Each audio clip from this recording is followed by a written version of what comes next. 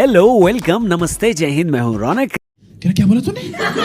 अच्छा, कल शुभमन गिल को खेलता देख इंडिया और न्यूजीलैंड के फैंस ने अलग अलग रिएक्शंस दिए होंगे। इंडिया वालों ने कहा होगा गिल दा मामला है, बात तो सही है। और जबकि न्यूजीलैंड वालों ने कहा होगा गिल तो पागल है। की बात करते हैं, उनके बारे में क्या बोलूं भाई साहब। दिल नहीं, कलेजा, फेफड़ा, आंतड़ियां, 206 हड्डी, हर कोई उनके बारे में बोल रही है। शरीर के जितने ऑर्गन है सबके सब उन्होंने जीत लिए हैं। अब किसी को कोई डाउट ही नहीं रखना है कि वर्ल्ड कप में हमारा ओपनर कौन होगा। जान दे देंगे इसके लिए। क्या बात कर रहे हो आप? मतलब जिसने पहला न्यूजीलैंडियों को झनाझन, नाम है उसका शुभमन। और बल्कि सिर्फ शुभमन नहीं, अब तो उनके नाम के आगे और भी कुछ लगाना पड़ेगा। अगर कोहली किंग है तो आज शुभमन को प्रिंस घोषित कर देते हैं हम और आप मिलके, है कि नहीं? आपकी बात बिल्कुल सही है। डिस्क्रिप्शन में भर डालो प्रिंस गिल, वेलकम ब्रो। वैसे कल कई लोगों को यह डाउट था कि केएल राहुल तो है नहीं, ईशान किशन को विकेट कीपिंग करनी है, ऐसे में हो सकता है शुभमन न खेलें। लेकिन भाई साहब रोहित शर्मा को बहुत क्लियर था कि शुभमन खेलेंगे और अपनी जगह पर ही खेलेंगे।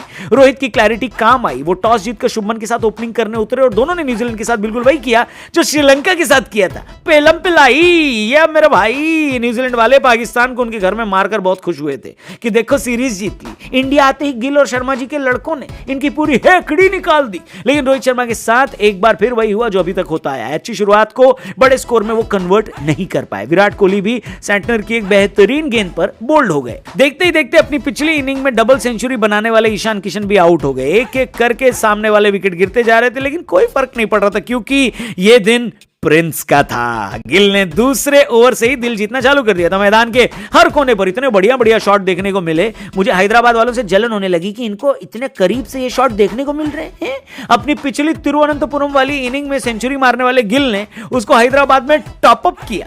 यहां तक पहुंचने में उन्होंने सिर्फ 87 गेंदों का इस्तेमाल किया था, लेकिन असली जायका तो सेंचुरी के बाद आया। एक तरफ विकेट गिरे जा रहे थे और दूसरी तरफ शुभमन ऐसे बल्लेबाजी कर रहे थे जैसे उन्हें अलग गेंदबाज अलग पिच पर गेंदबाजी कर रहे हैं। उनकी बल्लेबाजी देखकर हैदराबादी बिरयानी फीकी लगने लगी बाबा। ऐसा लग रहा है कि गिल रन बनाने के लिए नहीं खेल रहे थे, उनको तो दुनिया को इंप्रेस करना था। इंप्रेस करते करते वो अपने दोहरे शतक के नजदीक पहुंच गए, एक ऐसा मुकाम जो उनसे पहले सिर्फ 7 खिलाड़ी हासिल कर पाए थे। लेकिन उन्होंने ये काम सबसे यंग एज में किया, और क्या स्टाइल से किया। लगातार 3 छक्के लगाकर अपनी आखिरी 11 गेंदों में गिल ने 6 छक्के लगाए और इंडिया को 349 तक पहुंचा दिया, और खुद भी 208 बनाकर इतिहास के पन्नों में दर्ज हो गए। एक और खिलाड़ी था जिसको इतिहास के पन्नों में दर्ज होना था, कौन आगे बताते हैं। लेकिन 350 के टारगेट का पीछा करने उतरी न्यूजीलैंड की टीम को पहला झटका मोहम्मद सिराज ने दिया। उन्होंने कॉनवे को एक बढ़िया शॉर्ट बॉल पर बाउंड्री पर कैच करवाया। मोहम्मद सिराज का ये होम ग्राउंड है हैदराबाद, यहां पर उनके चाहने वालों की कमी नहीं है। उनके पहले विकेट का इंपैक्ट इतना बड़ा था कि स्टेडियम में इतना जोर का शोर हुआ कि इतना तो गिल की सेंचुरी बनाने का भी नहीं हुआ था। ये क्या बात करता है यार? इसके बाद कुलदीप यादव और सिराज ने मिलकर न्यूजीलैंडियों को गेम से आउट ही कर दिया। फिन एलन थोड़ा ज्यादा फुदक रहे थे, उनको लॉर्ड शार्दुल ठाकुर ने ठिकाने लगा दिया। पारी के आधे ओवर खत्म नहीं हुए थे कि न्यूजीलैंड की आधी टीम खत्म हो चुकी थी। इंडिया वाले भी इस मैच को खत्म समझकर पठान की एडवांस बुकिंग कराने के मूड में लग रहे थे, लेकिन ब्रेसवेल बीच में आ गए।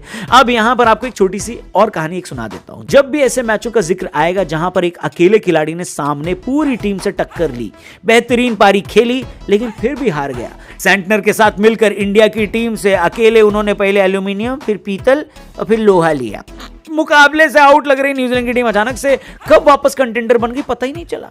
ब्रेसवेल ने टीम इंडिया के गेंदबाजों के घोड़े खोल दिए। अगर उनको सेंटनर का थोड़ा लंबा साथ मिल जाता तो हो सकता है न्यूजीलैंड वाले पिछले कुछ सालों की सबसे यादगार जीत भी दर्ज कर लेते। लेकिन 46वां ओवर फेंकने आए सिराज ने एक ही ओवर में 2 विकेट लेकर दिखा दिया कि हैदराबाद उनका गांव है और वो यहां के जयकान शिकरे हैं। हालांकि ब्रेसवेल 57 गेंदों में सेंचुरी लगाकर गिल की मेहनत बेकार करने की पूरी कोशिश कर रहे थे। मामला लास्ट ओवर तक पहुंच गया जहां पर 20 रन चाहिए थे। उसकी भी पहली गेंद पर ब्रेसवेल ने छक्का लगा दिया था, लेकिन लॉर्ड शार्दुल ठाकुर ने एक यॉर्कर पर उनको एलबीडब्ल्यू करके इंडिया की भी इज्जत बचा ली और गिल की डबल सेंचुरी का भी मान रख लिया। हम आपसे कल मुलाकात करेंगे एक बहुत ही इंपॉर्टेंट टॉपिक के साथ। आप वीडियो देखने के लिए चैनल को जरूर सब्सक्राइब करिएगा। Keep watching, see you tomorrow. जय हिंद।